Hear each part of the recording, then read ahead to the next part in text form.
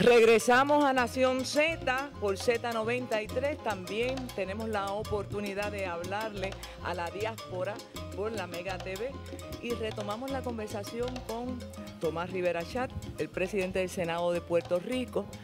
Estábamos conversando, precisamente el señor presidente hizo una vehemente defensa de la necesidad de que existan las instituciones de los partidos políticos, y es un poco reaccionando a unas expresiones que yo hice en torno a que el tema que tiene que ver con la situación colonial y el estatus, desde mi punto de vista, es un tema de país que debe trascender las instituciones partidistas. Y yo concurro con la importancia de los partidos políticos y tienen su función, históricamente la han tenido.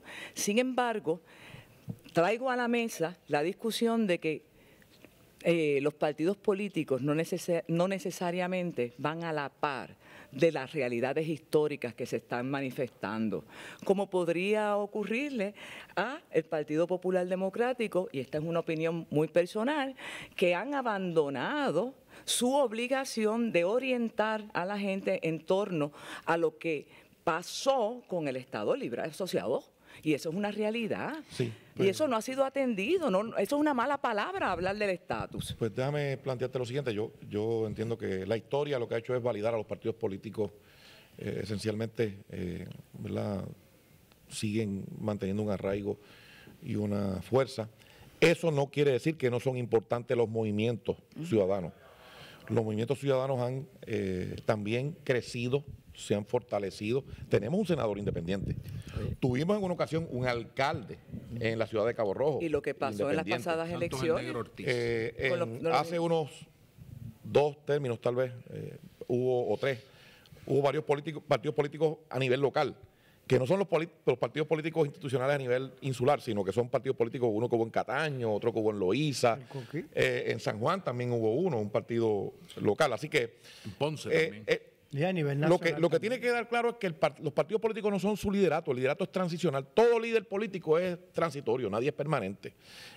Y cuando el liderato político de una institución se desvincula de los principios, del fundamento que dio origen a la colectividad, entonces ocurren las cosas que ocurren, ¿verdad? ¿Verdad? Los partidos políticos no están exentos de la transformación. Así es que yo escuchaba hace algún tiempo algunas personas que decían que estaban en contra de los partidos políticos, pero fundaban un partido político, que estaban en contra de los políticos, pero aspiraban a una candidatura. Entonces, ¿verdad? Y cuando había un fondo electoral, pues con más entusiasmo. Con más entusiasmo. Así que, de nuevo, cada ciudadana tiene una responsabilidad ineludible de participar.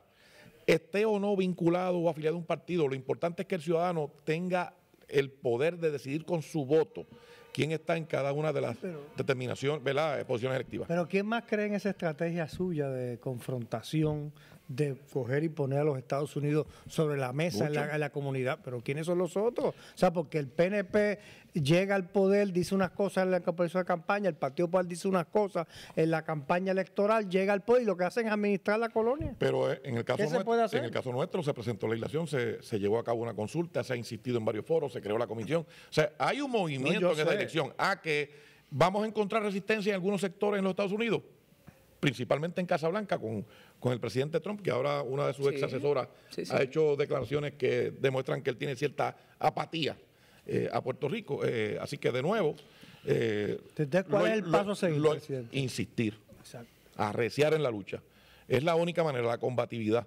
Y, de nuevo, nadie, ¿verdad?, entra o logra su objetivo claudicando o arrodillándose. Se logran combatiendo. Presidente, además así fue que nació los Estados Unidos de América. Presidente, además de estar en Nación Z, nos están viendo por los lentes de Mega TV.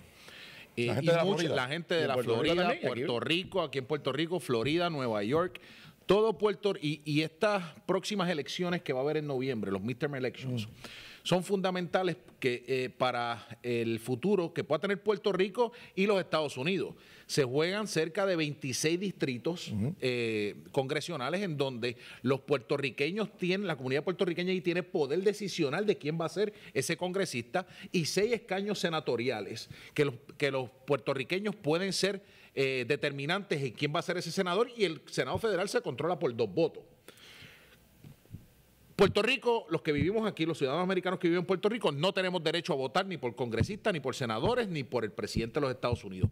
¿Cómo esa comunidad puertorriqueña de allá afuera puede no tan solo velar por los intereses de ellos como ciudadanos de los estados, pero velar por los intereses de los puertorriqueños que no tenemos derecho al voto? Bueno, en primer lugar, quiero nuevamente agradecerle a la comunidad puertorriqueña que vive desde hace muchos años allá, que en los momentos de dolor y desesperanza tras el paso del huracán fueron generosos, procuraron que llegara asistencia, ayuda, de alguna manera siempre estuvieron muy atentos. Así que a la comunidad puertorriqueña, latina y a todos los que de alguna manera en todos esos estados se preocuparon y colaboraron con Puerto Rico, de todo corazón, muchísimas gracias a nombre del pueblo de Puerto Rico. En segundo lugar, lo que hablaba con la licenciada Mayra López, el poder del voto es fundamental en una democracia. Hay una comunidad puertorriqueña marcada. De hecho, hay más puertorriqueños en los estados que viviendo aquí. Ya rebasan los 5 millones dispersos por todos los estados y aquí quedamos poco más de 3 millones. El poder del voto es importante para decidir. Cuando usted tiene la oportunidad de elegir o derrotar a un presidente de los Estados Unidos, cuando usted tiene la oportunidad de votar por senadores y por representantes a la Cámara Federal, que son quienes toman determinaciones sobre su vida cotidiana, usted está participando realmente de la democracia.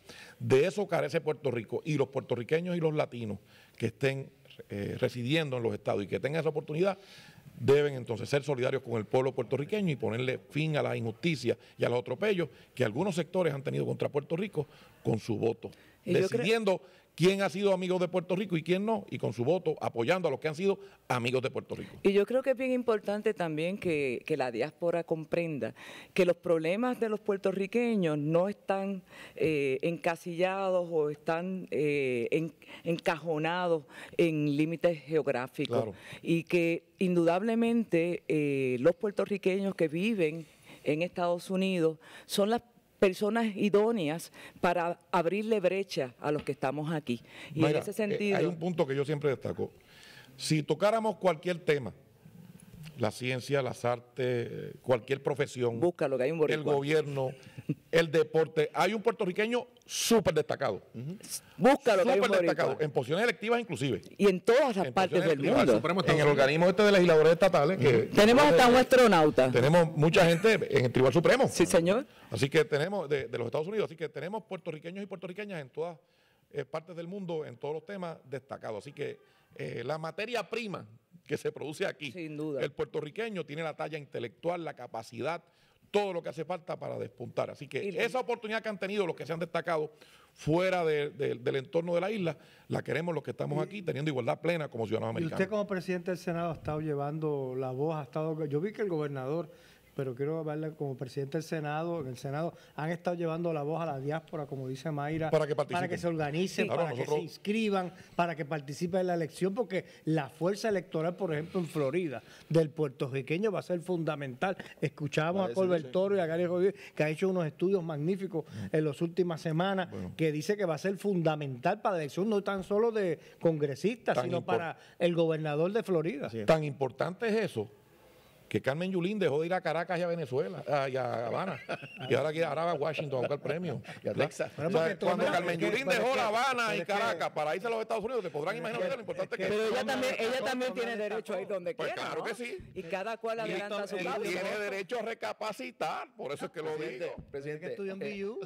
Presidente, usted es una figura de la política puertorriqueña respetada, admirada, temida también, pero siempre se ha destacado por decir las cosas como usted la cree, por sus convicciones.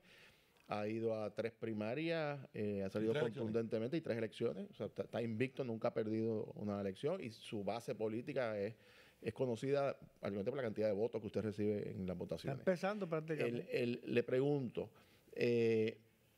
¿usted se visualiza en su carrera solamente en la Asamblea Legislativa? ¿Usted ha evaluado otras posibilidades de su futuro político? Yo no quiero abrir una controversia. No, claro que no. Claro que no, ¿verdad? No, pero se le ha señalado. Pensarlo, ¿verdad? Oye, pero Se le ha señalado. insinuación. Se le ha señalado que, bueno, que muchas de las controversias que surgen es que supuestamente pues, usted tiene algún tipo de aspiraciones y demás. Sí, bueno. Desde que estoy corriendo para el Senado siempre están diciendo Pues lo mismo. Pero déjame decirte lo siguiente, mira, yo no voy a ser político toda mi vida. Algo que extraño es la práctica. Mayra. Lo extraño y yo sé que también es tu pasión. Sí. Extraño mucho la práctica de la profesión, pero le sirve a un pueblo. He tenido un respaldo contundente en 3 primarias y 3 elecciones. En las elecciones saco sobre 30,000 votos mixtos de populares e independentistas que me dan el voto como senador por acumulación. Ese es un dato. Hay populares que dicen que si usted fuese popular y estado librista sería gobernador. Pues lo que tienen que hacer ellos es convertirse en PNP, que es más fácil. Es más fácil y más conveniente para ellos también. Luego de lo que estamos viendo en el Partido Popular, ¿verdad? Con todo ese ya mismo hablamos de eso. Bueno, así que, de nuevo, no pienso estar todo el tiempo en la política. Con toda franqueza, yo le doy, me ha honrado el pueblo y mi partido me ha honrado, al igual que los votantes que no son de mi partido, con su respaldo. La política, yo no pensé nunca aspirar, de verdad. Fuera del estatus, del tema del estatus, que sé que es una que usted tiene mucha convicción en eso, pero ¿cuál sería el proyecto o la acción o su legado más importante que usted quisiera dejar como testimonio de su trabajo en la Asamblea Legislativa? ¿Cuál sería ese proyecto para mí, clave? Para mí, hay varios proyectos, hay los temas de educación, de salud, seguridad. Yo creo que el gobierno debe ser lo más pequeño posible, debe estar metido en las menos cosas posibles y que el sector privado y la ciudadanía tengan amplia oportunidad, ¿verdad? Ferré fundó mi partido en el año 67 y fue a una elección en el 68 diciendo aquella frase, esto tiene que cambiar. Y esa frase es vigente, yo digo siempre, ¿verdad?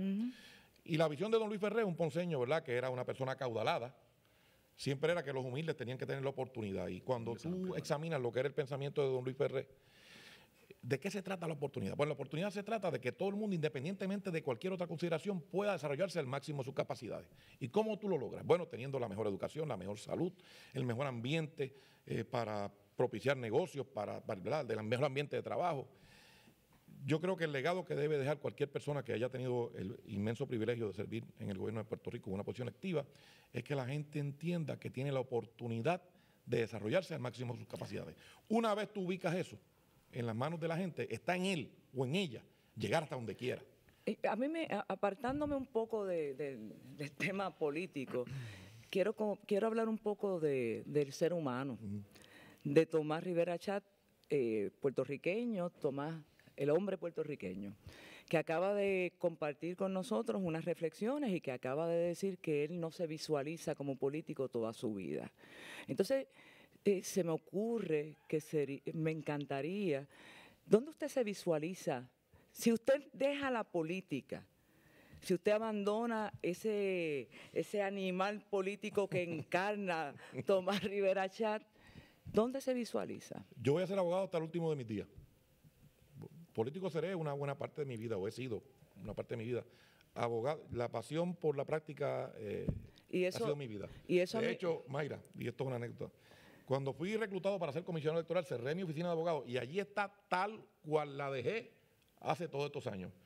Si decidiera regresar a la práctica privada, tendría que botar la computadora vieja que está allí, poner una nueva y comenzar a trabajar. Y de verdad que siento una pasión grande por eso, pero tengo también una responsabilidad con mi partido, con mis electores, y voy a seguir contribuyendo al pueblo de Puerto Rico. Y para los que nos están escuchando aquí en Nación Z, por Z93 y a través del lente de Mega TV, yo puedo dar fe de la pasión que este caballero siente por el derecho, una pasión que compartimos y ciertamente me consta de personal conocimiento que en efecto es un jurista de primer orden. ¿Cómo era en el tribunal? Rabioso. Porque en la política es un gallo de pelea. Y en los tribunales también. ¿Cómo era en el tribunal? Él siempre, lo que yo recuerdo de él, ¿verdad? Porque no vamos a sacar aquí las edades, pero él comenzó antes que yo. Y yo estoy dispuesto a aceptar que Mayra es más joven que yo. Muy bien. Pues, pero lo recuerdo como un caballero, lo recuerdo como un gran fiscal. Para los que no lo conocen en esa faceta, Tomás Rivera Chat fue fiscal en Puerto Rico y luego también como abogado en la práctica, mucho caso de derecho penal. Y la naturaleza de la práctica criminal exige que los abogados que despuntan tengan unos temperamentos porque está en juego la libertad de la gente. Así que en ese sentido, pues, me consta que en efecto... Ya que estamos en esa línea de atestiguar experiencias con el presidente del Senado, quiero contar una anécdota con el presidente. Me pasó. y cuando yo estaba en la Cámara de Representantes, estaba en minoría, yo hice un trabajo sobre el tema de seguridad pública, enmiendas a la ley de armas, la regla de procedimiento criminal, de muchos meses de trabajo, y no encontraba pues, la consideración en la Cámara que se radicara el proyecto, y el presidente era el licenciado Rivera Chat, el presidente del Senado en aquel momento, bajo el gobierno de don Luis Fortuño. Y yo, la verdad que pensaba que mis proyectos eran buenos y no encontraba eco en la Cámara con la mayoría parlamentaria, y le pedí una cita. Y fuimos a ver, lo fui a visitar y le llevé mis proyectos. Y él los vio, particularmente para que la gente sepa, en el caso, por ejemplo, de la ley 54 de violencia doméstica, en el caso donde hay agresiones, poner grilletes electrónicos, en los casos donde se imponen unas órdenes de protección a aquellas personas que tienen armas de fuego, cuando ha habido incidentes se les tiene que entregar las armas de fuego. O sea, eran unas medidas de prevención en el caso de ley 54. Que se materializaron porque... Que fueron leyes. Exacto. Y el presidente me dijo, me gustan las medidas, inclusive otras de las reglas de procedimiento criminal, yo las voy a trabajar, si en la Cámara no le dan paso, yo las voy a trabajar en el Senado. Tú asegúrate de ver si hay el camino, y si no, nosotros la radicamos acá y luego entonces la enviamos a la Cámara, y así se hizo, se aprobó, y tengo que decir que no solamente lo hizo en ese proyecto, lo hizo en innumerables proyectos. A nosotros en mayoría se le consultaba al expresidente del Senado en aquel momento, ahora nuevamente presidente, por su conocimiento en el campo criminal y el campo del derecho. Y ahora mismo... así que no se crean también que las diferencias que pueda haber diariamente, no hay unos vínculos de diálogo y de amistad y de respeto. Yo tengo una anécdota, hablando de anécdotas con Rivera Chat, yo tengo una bien buena. Una nada más. Tú sabes que yo era popular, ¿verdad? Sí, sí. Yo estuve en el Partido Opuesto, entonces cambio de la transición a hacer el PNP, entonces me invento unos town meetings por toda la isla para hablar de la estadidad y del cambio y toda la cosa. Entonces había una primaria del PNP, porque en el Sintón se estaba renunciando, porque quería irse de la Cámara de Representantes, ¿verdad?, para no hablar del tema. Y entonces estaba corriendo de inmundo aquello. Entonces tú eras el comisionado electoral. Y entonces me llama... De Ramos eran las que sí, entonces me llama Rivera Chat, que era el comisionado, y me dice, mira, Jorge, acaba ya, tú vas a firmar ya o no, que cuando vas a entrar no vas a entrar, ¿te recuerdas? Claro entonces juramenté, me llama. ¿Cómo olvidarlo? Claro que no. Entonces yo tengo la foto, entonces juramento, Pesquera todavía era presidente, y juramento, hago mi adhesión al PNP con don Luis Aferré, que era amigo de mi abuelo, popular, y con don Carlos Romero Barceló y Pedro Rosselló por teléfono. Y así fue, y de ahí empezó, porque había que darle fuerza de que un ex popular por americano iba a entrar al PNP para darle fuerza a aquella primaria que salió electo. Paula está en tránsito. Sí, ya mismo. Y Es más fácil que Gary se haga popular que yo me haga PNP. Yo creo que estamos más lejos de la realidad en ese asunto. Mira, en esa línea me gustaría hablar un poco sobre la posibilidad de impulsar una reforma del Código Civil que está ocurriendo en la Casa de las Leyes. La nueva sesión empieza el 20 de agosto. Yo presidí esa comisión. Hay un proyecto de nuevo código. Sí. Que está trabajando la Cámara de Representantes, que vamos a guardar para que lo traiga. Sí. Todo el mundo conoce mi postura sobre varios temas, ¿verdad? Que no cambian. Pero hay una realidad jurídica, hay unos reconocimientos que ha hecho el Tribunal Supremo de los Estados Unidos. Yo no creo en la pena de muerte, pero el gobierno de los Estados Unidos la puede imponer. Si un jurado de puertorriqueños decidiera imponer la pena de muerte a un caso decidido en la Corte Federal, tendríamos que acatarlo, aunque... Cosa que no ha ocurrido hasta el día de hoy. Cosa que no ha ocurrido porque los puertorriqueños en el jurado pues no lo han permitido.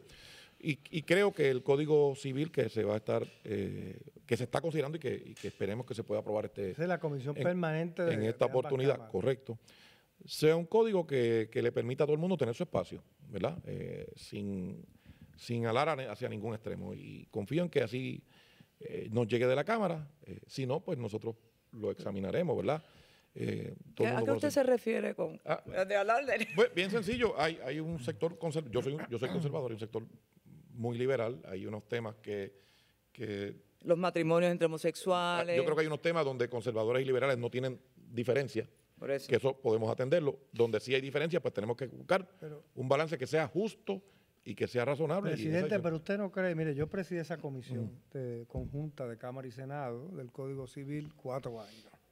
Conozco este tema, fui el autor de la 99 y dije públicamente hace 2 años, cuando salí por ahí, diciendo que fue un error mío. Yo soy conservador también, pero he ido analizando esto en la vida y me parecía que fue un error después de la decisión del Tribunal Supremo de que se pueden casar, etcétera, etcétera. Y siguen todavía. Ahora dice Charbonnier en la Cámara de Representantes que va a adelantar las causas del Código, la reforma del Código Civil. Una de las críticas que yo hacía en el 2005, en ese cuatrenio, al 2008, y creo que las ha dicho usted en algunas veces, esto ha sido un costo excesivo, esto viene de Bas Galib y siguen cada 4 años, entonces lo aguantan y vuelven otra vez y siguen los mismos ayudantes, los mismos técnicos, millones a costado. Sin embargo, creo que hay temas que se maduraron con decisiones del Tribunal Supremo. Claro. Sí, sin duda. Yo creo que eso crea... Esa es una de ellas. Eso crea un ambiente. Podemos estar a favor o en contra de esa decisión. ¿Verdad? Yo no creo en el matrimonio del mismo sexo, yo no creo en la pena de muerte, ¿verdad?